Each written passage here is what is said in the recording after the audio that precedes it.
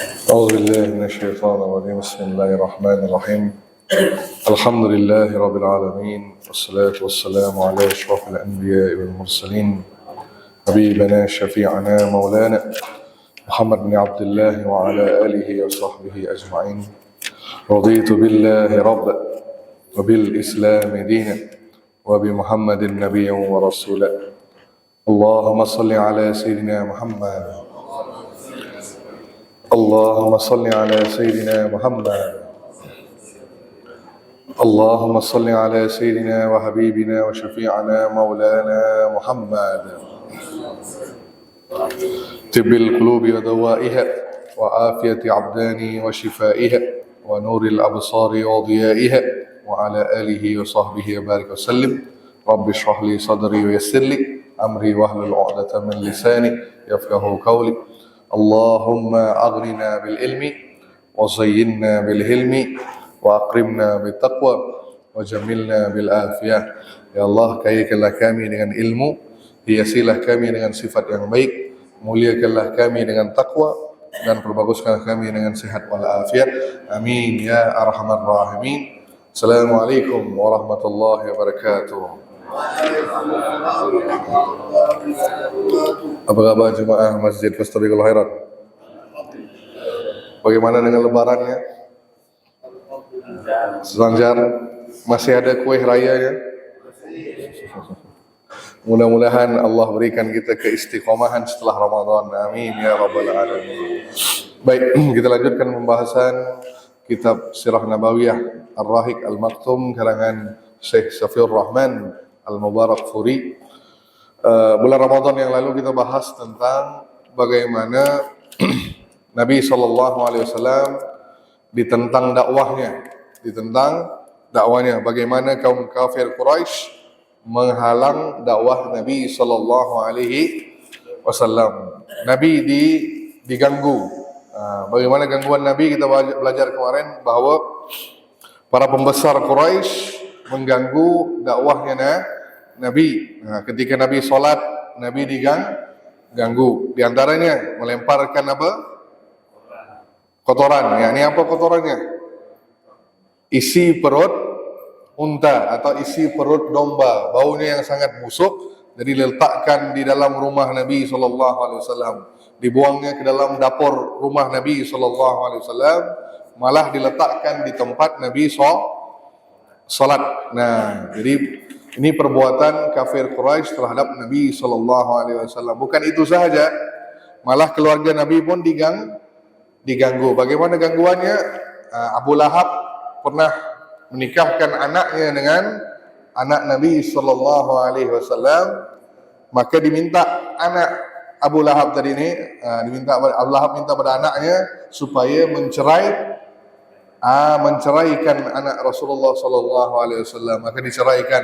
Ada seorang lagi yang menikah dengan anak Rasulullah pun diminta diceraikan, maka pulanglah anak-anak Nabi ke rumah Nabi SAW sebagai janda. Nah, ini yang terjadi kepada Nabi SAW. Diejek, apalagi diperli, dicacing maki, itu dah biasa. Tapi kepada para sahabat, ujiannya jauh lebih besar. Antaranya sahabat-sahabat, apalagi kalau sahabat itu dalam kalangan orang-orang hamba sahaya. Apa dia? Hamba sahaya. Di antaranya kita tahu Bilal bin Rabah. Jadi budak kepada Umayyah bin Khalaf. Umayyah bin Khalaf ini salah seorang pembesar Quraisy. Nah, diseksa habis-habisan Bilal bin Rabah. Nah, jadi diseksa sampai Bilal ini keluar daripada Islam. Tapi kalimat yang Bilal ucapkan adalah cuma satu, Ahadun Ahad.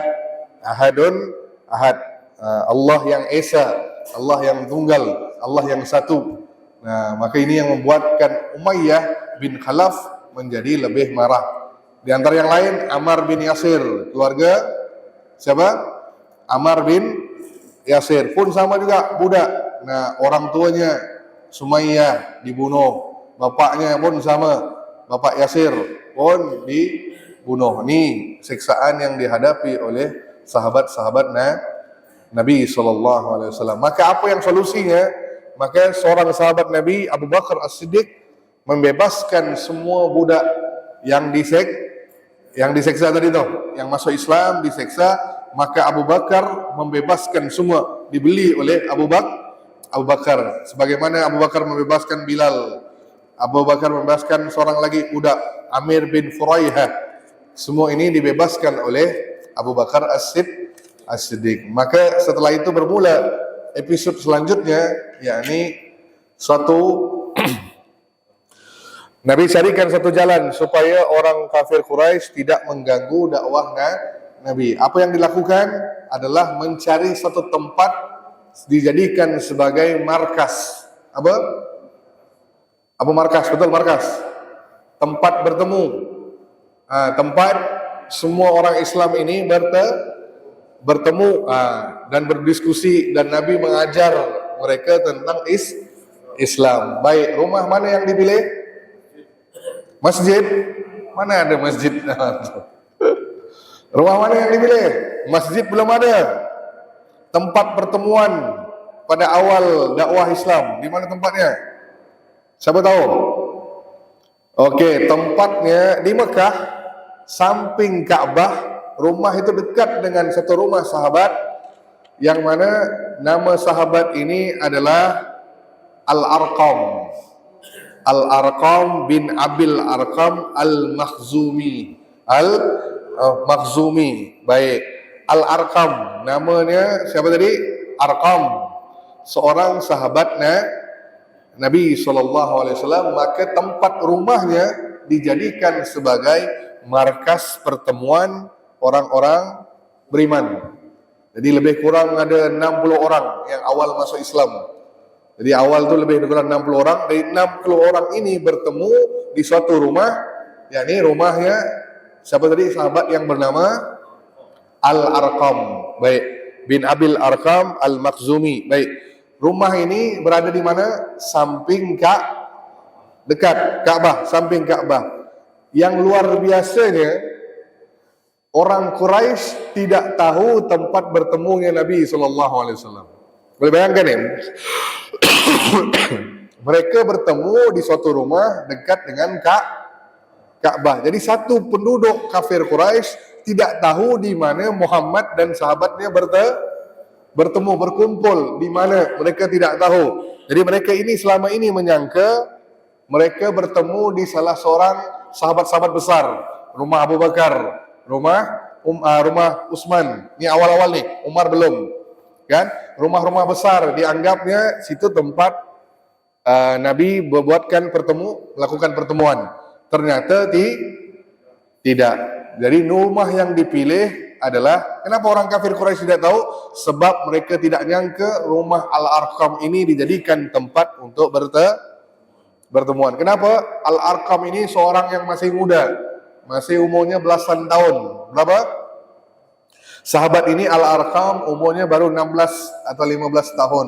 Jadi orang kafir Quraisy tidak sangka bahawa rumah itu dijadikan sebagai tempat pertemuan, markas pertemuan. Sebab apa? Pemuda ini tidak begitu dikenal oleh kafir Quraisy. Maka dan rumah Al-Arqam ini pun sama juga, ada pintu depan, ada pintu belakang. Jadi sahabat-sahabat semua masuk dari pintu belakang. Jadi orang pun tidak syak rumah itu dijadikan sebagai markas pertemuan. Sebab kedua, kenapa orang Quraisy tidak tahu itu rumah dijadikan tempat pertemuan? Sebab nama tadi apa? Al-Arqam bin Abil Arqam Al-Makhzumi. Pernah dengar kalimat nih? Marganya Al-Makhzumi. Keturunan siapa tuh? Kerabat dengan siapa? Kerabat dengan Abu Jahal. Abu Jahal dari Bani Makhzum, kan? Nabi SAW Bani Abdul Manaf. Maka dua ini kan bersaing, betul kan? Dua ini sering bersaing untuk menjadi orang yang terbaik di Mekah. Maka kerana itu Abu Jahal tidak menerima dakwah Nabi. Merasa kabilahnya lebih, sukunya lebih. Jadi Al-Arqam ini dari Bani Makhzum. Jadi orang pun tidak syak bahawa rumahnya dijadikan sebagai markas. Kalau tahu pasti Abu Jahal akan bunuh siapa? Al-Arqam tadi. Tapi kerana mereka tidak syak, ni kan sama kerabat dengan kita, suku kita ni, tak mungkinlah dia beri rumah dijadikan sebagai tempat pertemuan. Baik, disitulah Nabi SAW, berapa lama Nabi jadikan tempat dakwah? Maka di rumah itu disebut Darul Arqam. Darul Arqam. Maka selama 5, 6 atau 7 tahun. Berapa lama? 5 sampai 7 tahun Nabi berdakwah di situ, di rumah Al-Arqam. Di situ Nabi mendidik para sahabat, turunnya ayat, wahyu, semuanya Nabi mengajarkan para sahabat di rumah tersebut. Di rumah tersebut. Fahim Tom? Jelas apa jelas? Jelas apa jelas? Sampai di sini ada pertanyaan? Ya. Soal ujian ini saya pernah dengar bahwa ujian yang paling berat itu dialami oleh para nabi. Betul. Terus di bawahnya. Iya, betul. Kalau kita lihat ujian paling berat ini dialami sahabat, tidak nabi. Siapa bilang Nabi tak alami ujian yang berat? Ini kan maksudnya antum harus lihat dari seluruh kehidupan Nabi. Boleh paham nih? Itu kan baru permulaan. Belum lagi keseluruhan dakwah Nabi selama 23 tahun. Itu luar biasa apa tidak ujian untuk Nabi? Luar biasa. Orang kafir, orang Yahudi nak sampai bunuh Nabi. Kan ada? Sampai begitu sekali. Jadi ujian yang tertinggi untuk manusia adalah di kalangan para nabi dan juga para rasul. Setelahnya baru para wali Allah. Para wali Allah dan seterusnya ikut pada keimanan seseorang. Makanya betul kata kita, setiap kita akan diuji bergantung dengan iman kita. Kalau iman kita sedikit, maka kenapa ujiannya sedikit? Nah, supaya dia terus lalai dalam kehidupan. Boleh paham nih? Dia merasa tak ada ujian. Aku hidup senang. Orang yang tak solat, contoh, orang yang tak solat, dia merasa aku tak solat tapi rezeki aku lancar. Boleh paham nih? Dia anggap tidak ada ujian. Sebenarnya itulah ujian. Boleh paham di sini? Nah, setiap orang makin Anda makin kuat hubungannya dengan Allah, makin besar ujian. Betul? Coba Bapak pikir, zaman Bapak jahiliyah dengan sekarang, mana lebih besar ujiannya? Dulu waktu jahiliyah, tak solat, foya-foya kan, tak jaga mata, suka ke tempat-tempat kan, suka ngongkrong di mana-mana. Dan sekarang, mana lebih besar ujiannya? Mana? Sekarang, untuk Anda tetap istiqomah, nak buat satu amalan rasa malas, betul? Nak datang solat masjid, nak berjemaah rasa itulah ujian yang Allah berikan. Makin tinggi iman kita, makin besar godaan, makin besar ujian. Kenapa Allah menguji? Sebab untuk menaikkan derajat, untuk kita Allah ingin lihat kau ini benar apa tidak beriman. Nah, apakah imanmu ini semua sekadar biasa saja? Jadi Allah uji kita untuk menguji keimanan kita sejauh mana bertahan. Fahim dong? Jelas? Jelas apa jelas? Makanya ada hadis yang saya suka, hadis akhir zaman yang kita pernah belajar dulu. Apa hadis akhir zaman? Di akhir zaman seseorang itu seperti menggenggam bara api. Menggenggam? Sama ada Anda melepaskan bara itu atau Anda genggam sampai tangan ini hancur, menggenggam bara api. Maka kata Nabi, kau genggamlah sampai hancur tanganmu. Apa maksud Nabi? Hadis ini sangat-sangat luar biasa. Apa kata Nabi? Seseorang di akhir zaman akan diuji seperti dia menggenggam bara api, bara digenggam. Sama ada dia lepaskan bara itu atau dia genggam bara itu sampai tangannya hancur, tangannya binasa. Kata Nabi, yang lebih baik itu dia menggenggam sampai hancur. Apa maksud Nabi? Bara itu adalah Islam. Bara ini adalah inilah sunnah, inilah Islam, inilah ibadah. semua nih. Sama ada Anda genggam sampai akhir atau melepaskan. Contoh, tutup aurat wajib apa tidak? Menutup aurat bagi perempuan wajib apa tidak? Wajib. Memakai jilbab. Di akhir zaman menutup aurat, memakai jilbab itu seperti menggenggam bara api. Bila dia nak pergi minta kerja, contoh, tak semua tempat akan menerima perempuan yang berjilbab, betul? Nah, nanti dia pergi satu tempat nih, susah dapat kerja. Ujung-ujung di hotel siap menerima dia sebagai pekerja, karyawan, tapi dia beri letak syarat. Kalau adik nak kerja di sini boleh, kakak nak kerja di sini boleh, tapi harus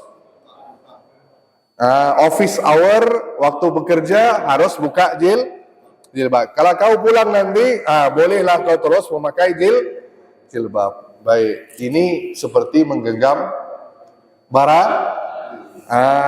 Kalau Anda rasa tadi, oh tak apa, jam 8 sampai jam 5. Apa dia? Jam 8 sampai jam 5 petang, tak lama pun, tak ada orang tahu nih, maka Anda telah melepaskan bara api. Kalau Anda kata tidak, ini syariat kewajiban aku sebagai seorang muslim, Anda tetap menggenggamnya. Kalau Bapak tidak beri saya pekerjaan pun tak apa, Allah Maha memberi rezeki. Ada rezeki saya di tempat lain. Betul nih? Ini menggenggam.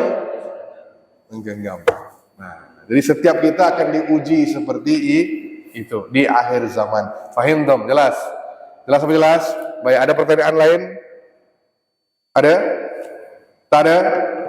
Oke, lanjut. Baik, setelah itu 5, 6, 7, 8 tahun, setelah kita ambil 8 tahun, Nabi berdakwah di Mekah, maka di situ mulai Nabi merasa lebih baik kalau kita melakukan sebagaimana turunnya firman Allah surah Al-Kahfi. Oke, baca firman Allah yang mengatakan untuk berhijrah. Oke, baik. Cuba buka surah Al-Kahfi. Surah ke ayat yang ke-16. Oke, surah ke-18 ayat 16. Tolong bacakan.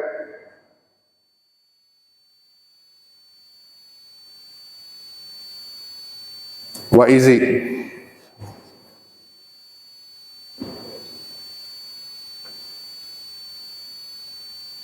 Bismillahirrahmanirrahim. Wa izi tadallumukum wa ma ya'buduna innallaha qawlu ilal kahfi yanshurakum rabbukum nirrahmatihi wa yuhayyi lakum min amrikum mirfaqah. Dan apabila kamu meninggalkan mereka dan apa yang mereka sembah selain Allah, maka carilah tempat berlindung ke dalam gua itu. Niscaya Tuhanmu akan melimpahkan sebagian rahmatnya kepadamu dan menyediakan sesuatu yang berguna bagimu dalam urusanmu. Baik. Jadi surah Al-Kahfi surah Makkiyah atau surah Madaniyah? Surah Al-Kahfi surah Makkiyah atau surah Madaniyah? Surah yang turun di Mekah. Surah yang turun di Mekah. Jadi kita ingat, dakwah Nabi kan dipisahkan kepada dua, kan?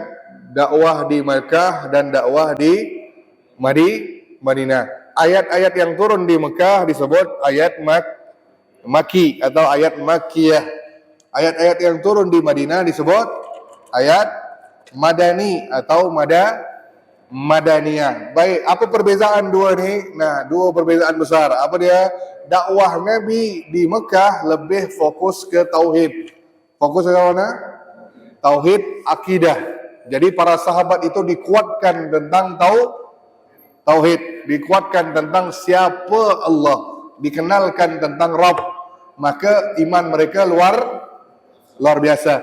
Ketika di Madinah barulah turun semua tentang perintah puasa, perintah zakat, Nah, semua perintah-perintah ini syariat dilaksanakan di Madinah. Jadi 13 tahun Nabi mengajarkan sahabat tentang akidah, tauhid.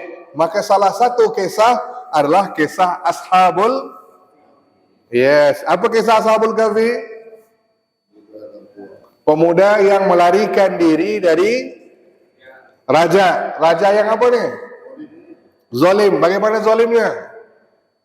Mengaku dirinya Tuhan. Siapa yang tidak mengaku dirinya sebagai Tuhan, maksudnya mengaku raja itu sebagai Tuhan, maka akan dibunuh. Maka pemuda ini melarikan diri untuk menjaga iman mereka, yakni iman mereka tadi bertauhid kepada Allah, menyembah Tuhan yang satu. Untuk menjaga imannya mereka melarikan diri kemana?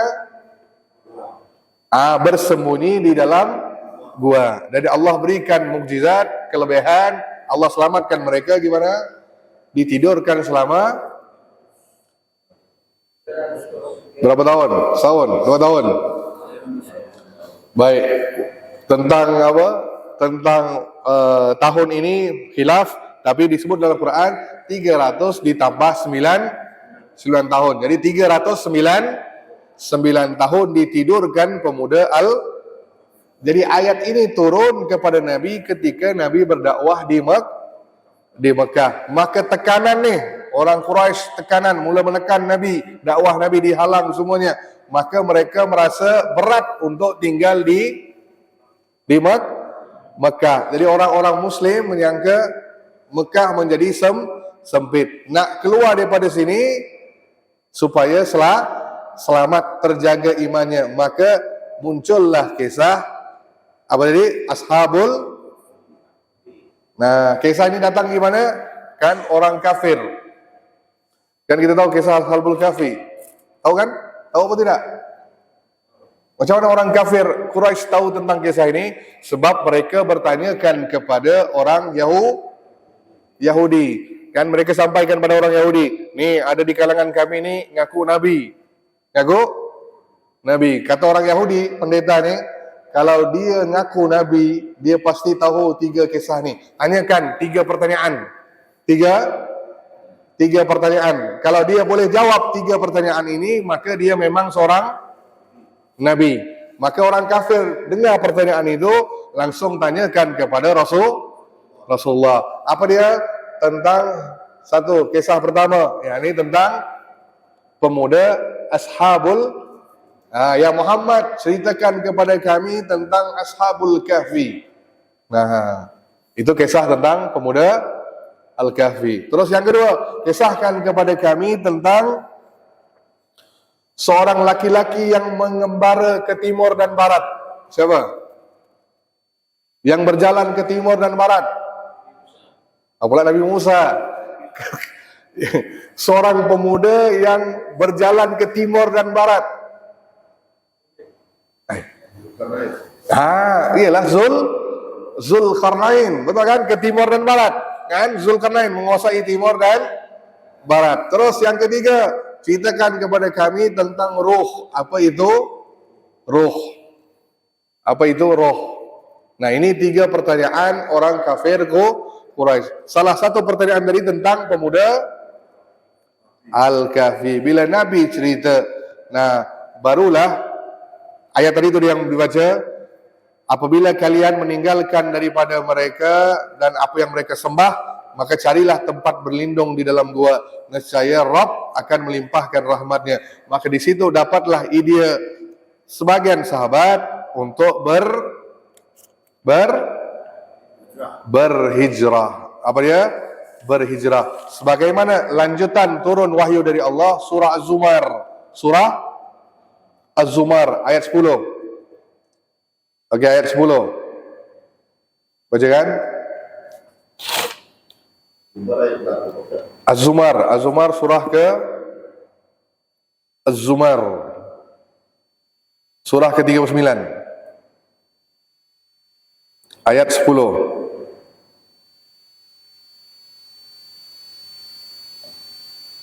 Kuliah.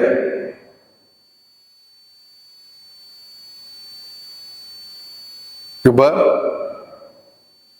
Qul ya ibadil ladzina taqu rabbakum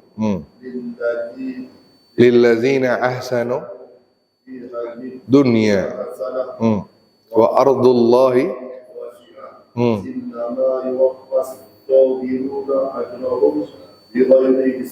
Oke, terjemahannya. Katakanlah Muhammad, wahai hamba-hamba yang beriman, bertakwalah kepada Tuhanmu. Bagi orang-orang yang berbuat baik di dunia, dia akan memperoleh kebaikan. Dan bumi Allah itu luas, hanya orang-orang yang bersabarlah yang disempurnakan pahalanya tanpa batas. Baik, ini perintah awal dari Allah untuk berhijrah. Apa kalimatnya di situ? Wa ardullahi wasi'ah. Nah, bumi Allah ini luas. Bukan hanya Anda harus dakwah di Mekah, tempat lain pun boleh berdakwah. Maka Nabi mengambil keputusan untuk berhijrah. Sebelum ke Madinah, jadi Muslim berhijrah kemana dulu? Kemana dulu orang Islam dihijrahkan? Kemana? Sebelum ke Madinah. Madinah kan terakhir, lokasi terakhir Nabi berangkat. Sebelum itu dah ada hijrah yang sebelumnya. Kemana? Siapa tahu?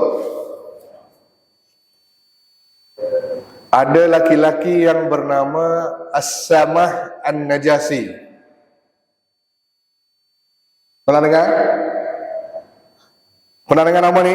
As-Samah An-Najasi. Raja Najasyi. Di mana tempatnya? Hah? Ya, Parsi pula. Di mana? Hah? Syam, sekati Syam, bukan? Raja Najasyi. Afrika sebelum dipanggil Afrika. Hah? Ethiopia, bukan? Afrika sebelum dipanggil Afrika. Orang Arab panggil Afrika, apa namanya? Orang Arab panggil Afrika, apa nama panggilan? Gelar nama tempat tu? Habasyah. Habasyah. Nah, raja yang tinggal di Habasyah. Habasyah ini adalah nama sebelum kita sebut sekarang ni Afrika, benua Afrika. Orang Arab panggil Habasyah. Orang yang datang dari Habasyi. Habasyi ini maksudnya orang yang kulit hitam. Jadi kalau anda kulit hitam, orang Habasyi kan dipanggil. Ya. Baik, maka Nabi mendengar bahawa di Habasyah ada seorang raja yang adil. Raja yang adil, dan Nabi tahu raja ini Najasyi, raja yang menganut agama Nasrani. Maka Nabi menghantarlah rombongan pertama hijrah ke Habasyah untuk menyelamatkan agama ni, supaya orang Islam tidak terus ditindas, dianiaya. Maka pada bulan Rajab, kata Syekh, pada bulan Rajab tahun kelima kenabian. Jadi tahun kelima kenabian, umur Nabi berapa? 45. Okey, ketika Nabi berusia 45 tahun, Nabi hantarkan sahabat rombongan pertama ke Habasyah. Berapa? Berapa orang? Terdiri daripada 12 orang laki-laki dan 4 orang wanita. Jadi total berapa? 16. Baik, 12 orang laki-laki, 4 orang wanita, dipimpin oleh Utsman bin Affan. Siapa? Baik, dalam rombongan ini juga selain Utsman ada lagi seorang lagi sahabi ataupun kita sebut anak Nabi SAW, Sayyidah Ruqayyah.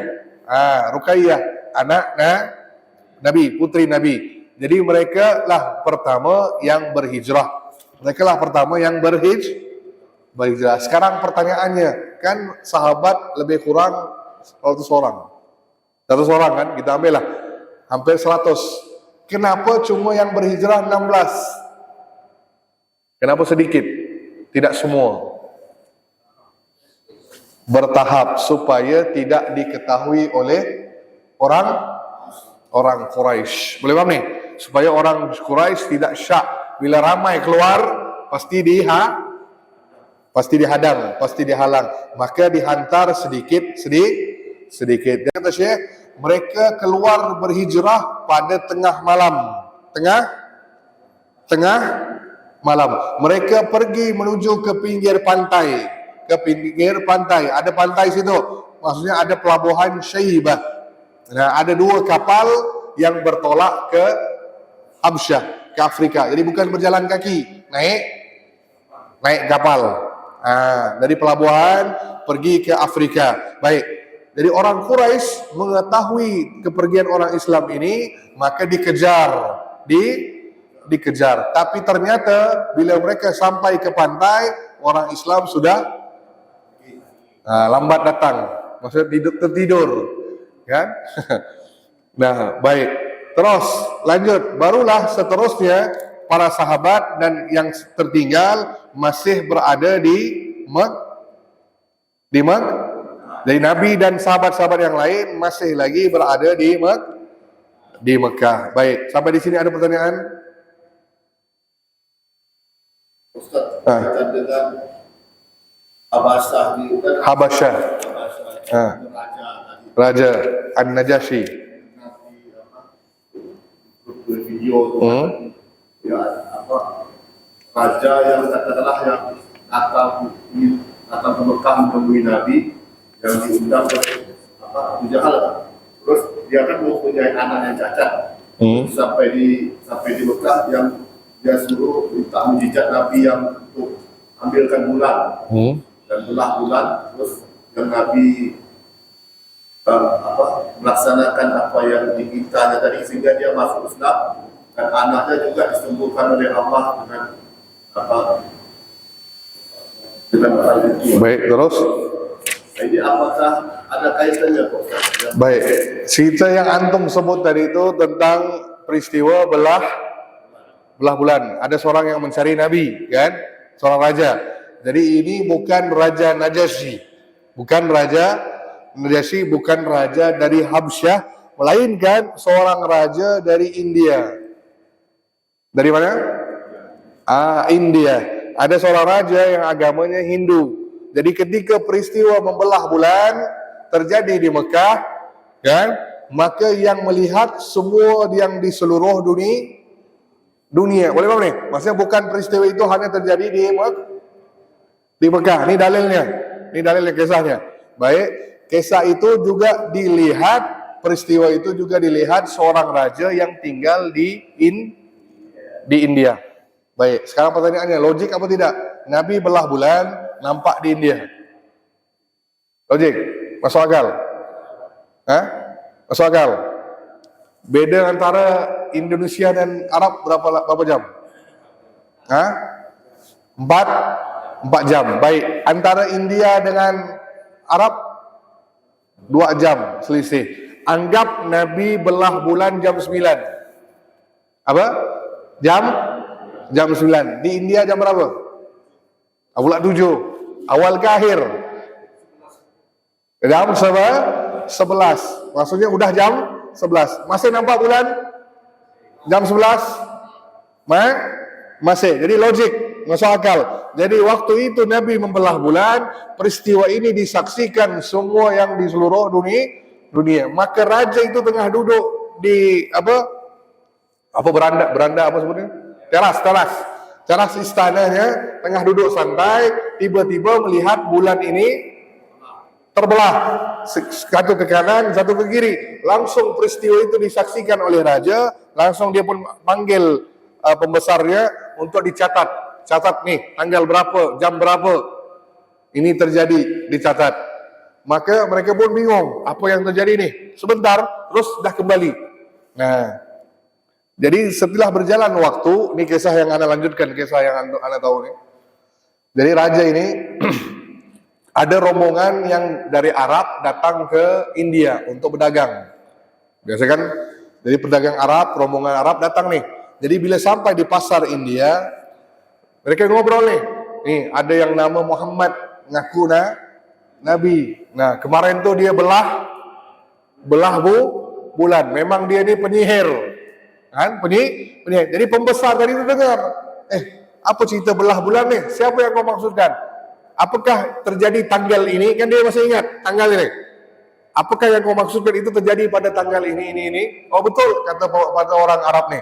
Maka kata si pembesar ni bukan cerita dongeng. Ini cerita apa yang kalian lihat di Mekah, kami saksikan di India. Langsung cerita kepada raja tadi tu. Maka raja itu pun pingin benar untuk berjumpa dengan Nabi. Berangkatlah dia dari India menuju ke Mekah berjumpa Rasulullah. Soal dihadang Abu Jahal, wallahu alam, saya tidak tahu. Intinya sempat dia bertemu dengan Nabi dan diislamkan oleh Rasulullah. Terus dia pun pulang. Ketika dia nak pulang, dia menyampaikan kepada Rasulullah, ya Rasulullah, berilah nama kepada kerajaanku. Aku nak beri nama yang baik. Cuba kaulah berikan suatu nama baru untuk negara aku. Nah, maka apa kata Nabi? Baik, kau namakan negaramu Khairullah. Apa Khairullah? Negeri yang mendapat kebaikan dari Allah. Maka berangkatlah raja ini. Ada yang mengatakan raja itu meninggal di jalan, tak sampai, kan? Ada yang kata sampai dan terbinalah masjid pertama di India. Itu ketika Nabi masih, bayang nih, masih tinggal di Mekah. Boleh bayang nih, maksudnya di India udah sampai dakwahnya Nabi. Ketika itu Nabi belum lagi pergi ke Madinah. Ini luar biasa nih kisah nih. Nah, baik. Baik. Ada versi satu nih, maka kata dia berjaya sampai ke India, dia pun bangun masjid yang pertama dan dia menamakan wilayah dia Khairullah. Khairullah.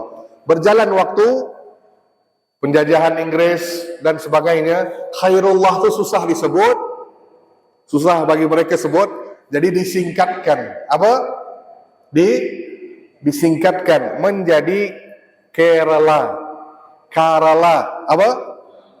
Kalau bapak tanya dengan Syekh Google, ada wilayah di selatan India bawah, ada provinsi Kerala. Itulah tempat masjid pertama dibangun di bumi India. Itu benar kisahnya. Kisah benar. Dan ada masjidnya. Masjid Syaraman nama masjidnya itu. Portugis, tahu Portugis? Penjajah Portugis target pertama dia ke India, dia bukan cari rempah atau nak cari apa, dia nak hancurkan ingat nih, penjajah datang ke Nusantara bukan kerana harta atau bumi, hasil bumi. Itu alasan yang kita belajar dalam sejarah. Portugal datang, Inggris datang, Amerika datang ke Nusantara untuk apa? Untuk menghancurkan Islam. So dia tahu di Nusantara ini kuat. Di India, orang Inggris datang, Portugal datang, dia cari bukan wilayah lain, dia cari wilayah Kerala ini. Sebab semuanya beragama Islam. Didakwahkan dakwah dia maksudnya, maka apa yang terjadi? Tempat itu seluruh provinsinya Muslim pada awalnya, sekarang tinggal 50-50. 50 Muslim, 50% Muslim, 50 lagi Kristen. Jadi dakwah dia itu berjaya mengkristiankan orang Islam. Dan ini kisah benar, bukan kisah yang buruk. Inilah kisah benar. Kenapa saya tahu? Keturunan saya dari situ. Orang tua saya Umi India, Kerala. Maka saya tahu kisah ini, saya sampaikan kepada anak. Kisah benar. Nah, soal anak yang cacat itu wallahu a'lam bishawab, ini versi yang benar. Bahwa ketika peristiwa belah bulan, ada seorang raja yang mendatangi Nabi SAW. Nah, itu benar. Maksudnya peristiwa belah bulan itu benar-benar terjadi. Bukan dongeng, bukan cerita fiksi, memang terjadi. Nah, jelas? Oke, ada pertanyaan lain? Ada pertanyaan lain? Ya. belah bulan lagi nih. Ada raja yang ibu minta kalau betul-betul seorang nabi kan. Itu cerita yang wallahu alam, yang minta orang kafir Quraisy. Bukan raja. Kafir Quraisy, Abu Jahal yang minta, Abu Lahab yang minta. Kalau kau benar, coba kau belah bulan. Jadi mereka saja nak apa? Ngetes Nabi kan? Kau kata kau Nabi. Jadi mereka tahu sesuatu yang mustahil. Nah, maka Nabi pun naik ke bukit. Nabi cuma menunjukkan dengan jari telunjuk. Bismillah. Langsung dibuat garis. Nabi pun gerakkan tangan, ia pun bergerak ikut tangan Nabi sallallahu alaihi wasallam. Nah, itu yang terjadi. Dan lepas dah terbelah, Nabi pun mencantum kembali. Nah.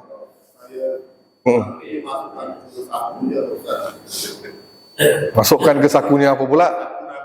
Itu cerita yang wallahu alam bisawab kan. Saya tak tahu versi mana pula. Besar pula kan boleh masuk dalam saku ni. Dari kecil belajar, makanya yang bukan fakta, yang benarnya Nabi membelah, gerakkan ke kanan, gerakkan ke kiri. Nah, maka terbelah. Jadi Nabi pun kembalikan, gitu. Dan dibuat dalam spontan, tak sampai seminit. Nah, Nabi gabungkan. Masukkan dalam saku, saya pun tak tahulah. Maka tapis, maka kita belajar sirah ni tapis yang benar. Kita ambil yang benar, yang sahih sahaja. Baik, ada pertanyaan lain? Ada lagi? Ni beliau ajak tanya ni, yang lain tak tanya. Pak Hidayat. Dah banyak makan kuih raya, diam dah ni. Ada pertanyaan lain? Ada? Baik, yang pertama tadi dakwah Nabi masa hijrah ke Habasyah, dan ada kelanjutannya, hijrah yang kedua pun ke Habasyah dengan jumlah yang lebih ramai, ramai. Disebutkan di sini sebanyak 83 laki-laki termasuk Ammar bin Yasir. Nah, terus ada 19 wanita. Jadi di hampir 100 orang. Nah, 100 orang yang berhijrah ke Habasyah pada yang kali yang kedua. Baik, kali yang kedua inilah yang luar biasa diketahui oleh orang kafir Quraisy. Maka mereka mendatangi Raja Habasyah. Yang mendatangi Raja Habasyah supaya apa? Raja Habasyah ini mengusir mereka dan menghantarkan mereka kembali ke Mekah supaya orang kafir Quraisy ini boleh menyeksa. Maka di situ terjadi satu kisah yang menarik. Kita sambung minggu depan nanti, yakni kisah tentang keluarga Nabi. Siapa nama? Bukan keluarga Ammar bin Yasir. Satu lagi, sahabat yang mulia yang jadi juru bicara. Tahu? Sahabat kerabat Nabi, Ja'far bin Abi Talib. Segala pertanyaan Raja Najasyi dijawab oleh Ja'far, kan? Maka dijawab pertanyaannya, nanti kita lihat. Maka menyebabkan Raja Najasyi tidak menerima tawaran orang kafir Quraisy untuk mengusir orang Islam daripada Habasyah. Yang datang pun bukan orang biasa, Ammar bin Al-As. Ammar ni sebelum masuk Islam ni. Ammar bin As ni seorang pemimpin Quraisy yang pandai berbicara, PR dia, PR, public relation, apa sebut sini? Yes, komunikasi dia sangat bagus. Maka orang kafir menghantar Ammar bin Al-As untuk menjadi juru bicara untuk orang kafir. Maka sebelah sini orang Islam, Ja'far bin Abi Talib, di sini Ammar bin As. Nah, dua-dua berdebat. Nah, nanti kita lihat kisahnya minggu depan. Wabillahi taufiq wal hidayah. Wassalamualaikum warahmatullahi wabarakatuh. Tutup dengan tasbih kawarah subhanallah bihamdika asyhadu an la ilaha illa anta astaghfiruka wa atubu ilaik. Ini jam dah 12.30. Tak jam yang belakang ni.